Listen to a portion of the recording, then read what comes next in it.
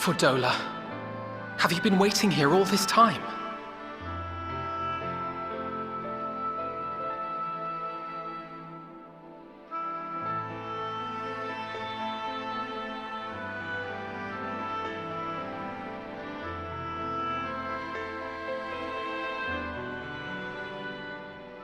We have done what we can. The rest is up to him. May we see him? I do not think that wise. You must let him sleep.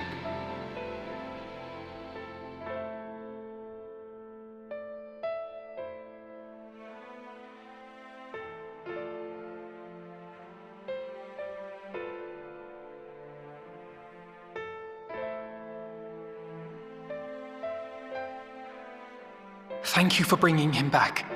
He owes you his life.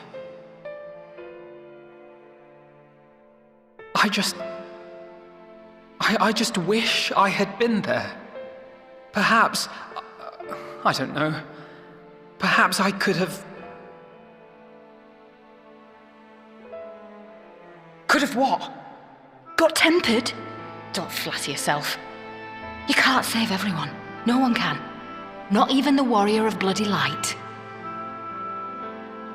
People die all the time, for no good reason. And those who take up the sword die quicker than most. If you're going to shed a tear every time a soldier falls on the battlefield, you'd best stay away. It's no place for the weak of heart. It may be that victory cannot be won without cost. But all life is precious, and I refuse to shrug at its loss.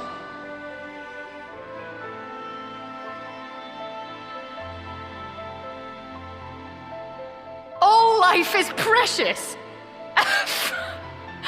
Oh, you need to grow up, little man, before your sparkling ideals get everyone killed.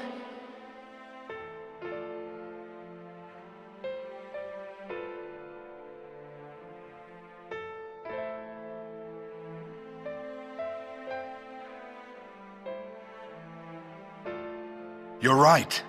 He is idealistic. But the world has more than its fair share of realists, like you and me. It's people like him who dare to dream that things could be better and make it happen against all the odds. They are the ones whose names live on forever. The heroes. The battlefield's littered with would-be heroes. At this rate, you'll lot be next. And what'll become of your precious dreams then? They'll be gone. Like dust on the wind.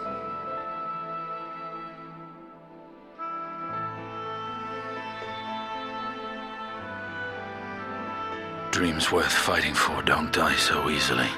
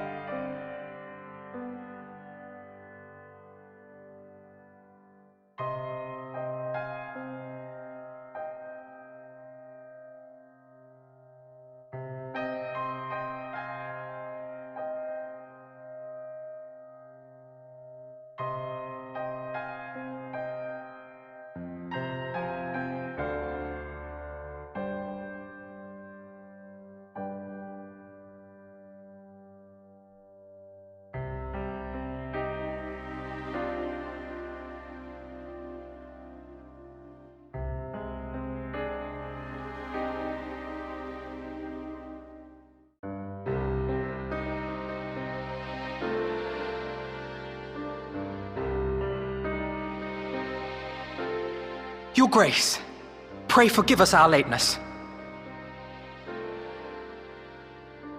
Think not of that.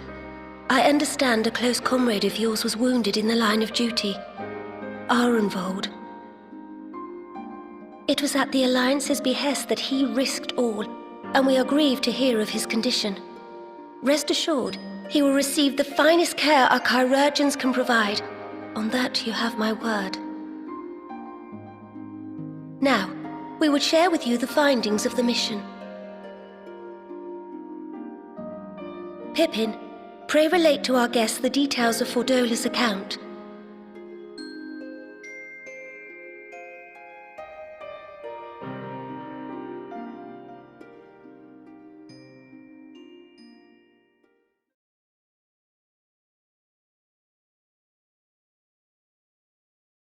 First Bahamut, now Ifrit. Or Lunar Ifrit, as Fan Daniel would doubtless have it. 'Tis now all but certain that the towers were conceived to facilitate the summoning of primals by those imprisoned within. Less certain is the means by which the Telophoroi constrain the wills of said entities to enact their designs in defiance of the pleas of their victims. Mayhap they do not. If mere proximity to the towers is enough to make loyal servants of the Empire's mortal enemies, it stands to reason that the same is true for those held captive. They invoke their gods for the good of Garlemald, and in their disturbed state of mind, summon a primal whose form reflects their own alteration. It all begins to make sense. Upon closer inspection, I realized that the towers bear a striking resemblance to a much larger structure which Urianger and I observed from afar during our visit to the Imperial capital. Assuming it too is capable of tempering those in its immediate vicinity, it would go some way to explain the swiftness with which the Telophoroi managed to rally so many Imperials to their cause.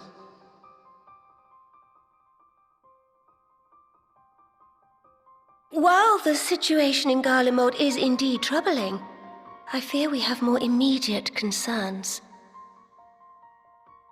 Ifrit was not the only primal summoned.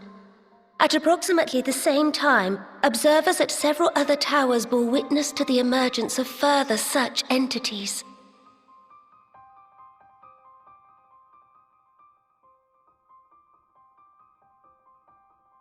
For a blessing, none appear to wield aught approaching the destructive power of Bahamut, and the Grand Companies are moving to deal with the threat even as we speak.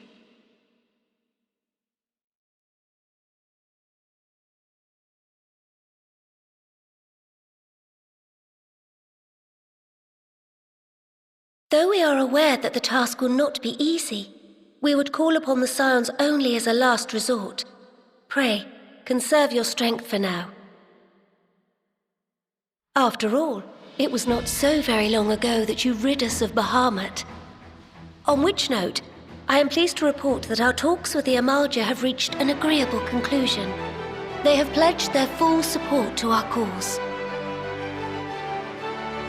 It is our hope that this historic agreement will encourage other tribes to join us at the negotiating table. And I know that I speak for all of the Allied leaders when I say that we will welcome them with open arms at such time as they do.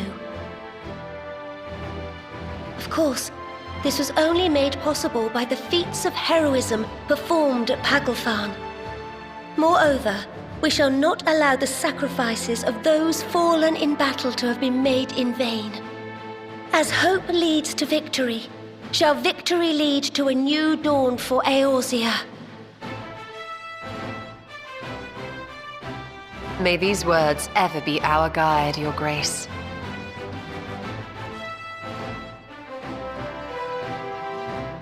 Now, if you will forgive me, I must consult with the Syndicate on the matter of our new allies' integration. Till next we meet, my friends, I bid you safe travels and blessed respite.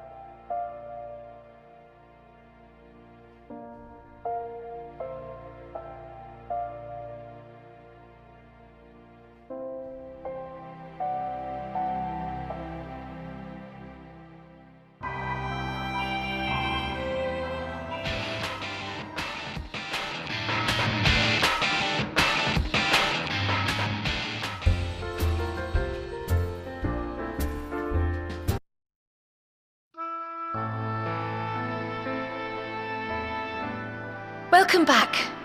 I expect you must all be exhausted. Ere you take your rest, however, I would beg a moment of your time. Thanks to Arenvold's selfless efforts, we may now be confident that we understand the function of the towers. But many questions remain regarding the reason for the summonings and what lurks behind the looming edifice in Garlemald.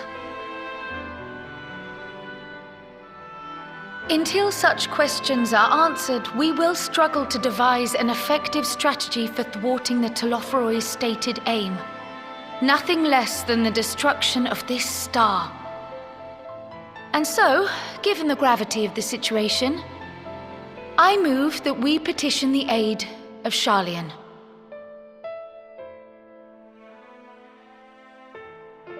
'Tis possible the ancient knowledge preserved within our archives may hide a clue to our enemy's methods.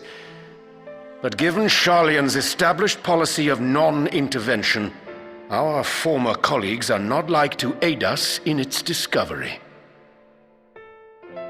Oh, I well remember what they're like. The Forum's barefaced refusal to assist you in the days prior to the calamity must rank as Sharlayan's most shameful act since the Exodus. But were the final days to be reenacted, it would spell doom for us all. Surely even they cannot turn a blind eye to that. I trust we are all of the same mind on this matter. Urgent as it seemed, I took the liberty of petitioning the Alliance for leave to act as Eorzea's emissary, and have since received their blessing. I presume your role as a student of Baldessian will carry some weight with the Forum? One can but hope. If truth be told, our organization has been a shadow of its former self ever since the disappearance of the Isle of Val. But the name does still retain some degree of prestige. I only pray it will be enough. If there are no objections, I shall depart for Sharlayan at once. But before I do, I should also mention the other matter to which I would devote some time during my stay. After hearing what transpired in the first, I began to question the true nature of Hydaelyn's blessing, a topic I have discussed at some length with Y'shtola. We were wondering, when was the last time Hydaelyn spoke to you directly?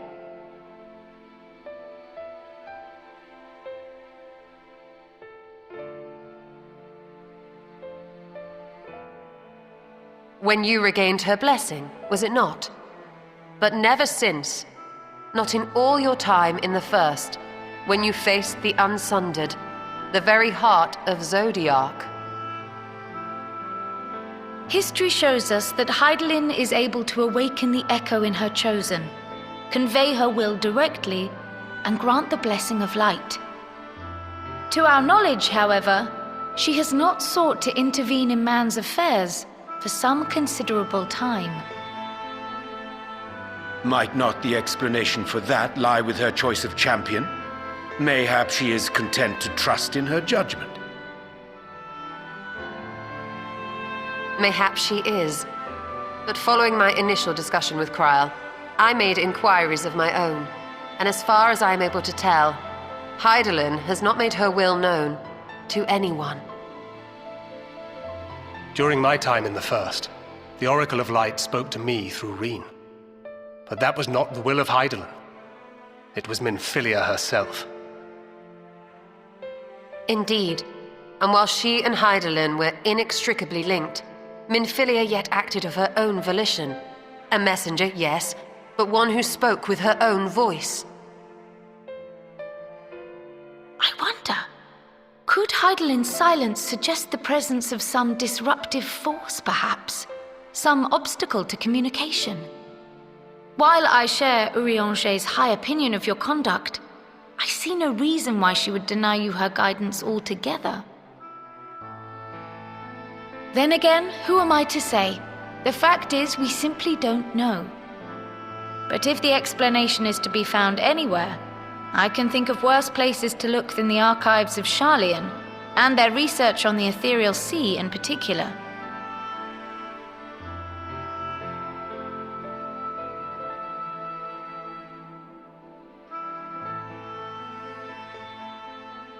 Resolved though I am to go, believe me when I say that I take no pleasure in the thought of leaving you a member short. Now, of all times. Estinian, we stand on the eve of a struggle that will decide the fate of this star, one in which we Scions may play a telling part, yet we are but few in number. And so I must ask you again, will you join us?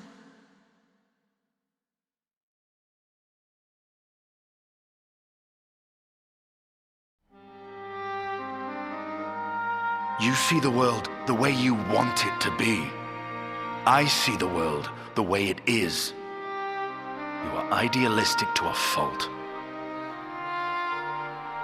But I know you would never turn your back on those in need. Never close your eyes to their suffering. And somehow, your deeds lend truth to your words, giving the lie to my doubts in so doing. I have seen others draw strength from your belief. In Ishgard, in Alamigo, you inspired them to stand up and fight. To win, no less. And even when you lost those you held dear, you carried their spirit with you and made their memory your guiding light. The burden of so many hopes and dreams would be too heavy for most to bear.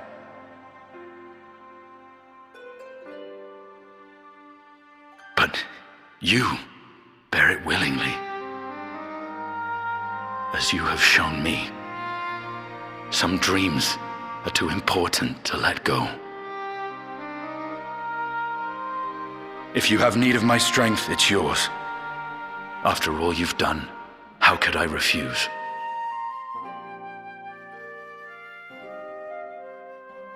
Thank you, Estinian. Whatever challenges await us, I shall not falter. You have my word.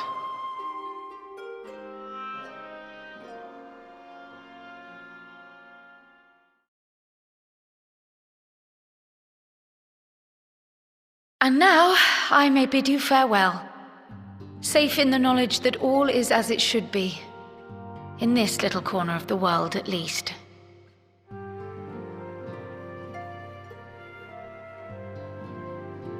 You will be sorely missed. Tread warily in Sharlayan, and do try not to let the Forum embroil you in their politics. A forlorn hope, I know, given the individuals involved. I shall do my very best. Farewell.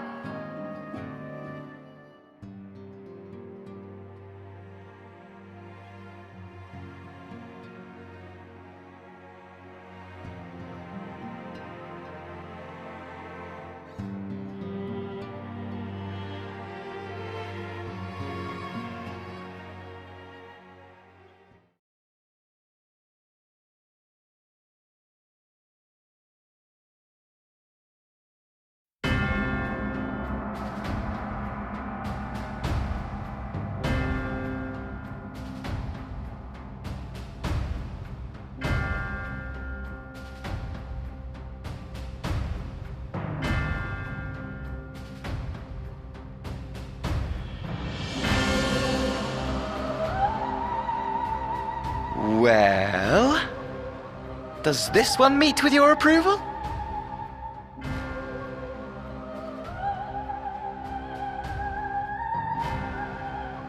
Apparently not. Or could it be that you're still upset about the dragons? You are unwise to remind me of so costly a failure.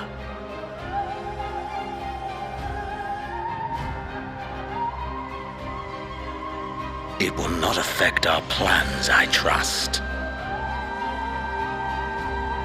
Oh, hardly at all. Though, Admittedly, the chances of us being able to procure any more Mericidian dragons are rather slimmer following Tiamat's reappearance.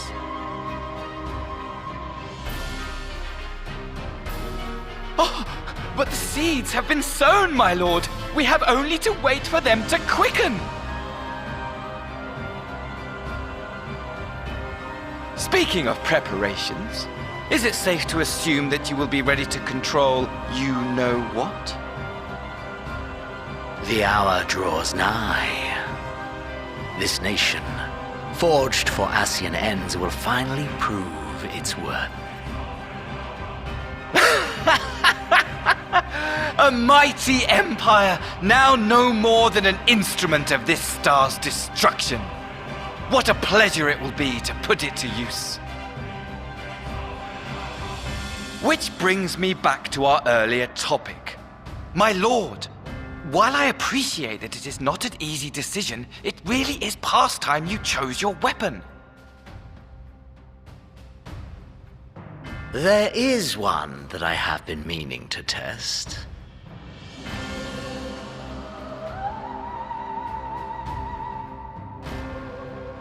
Well, not quite what I was expecting. Though I will say, it does seem rather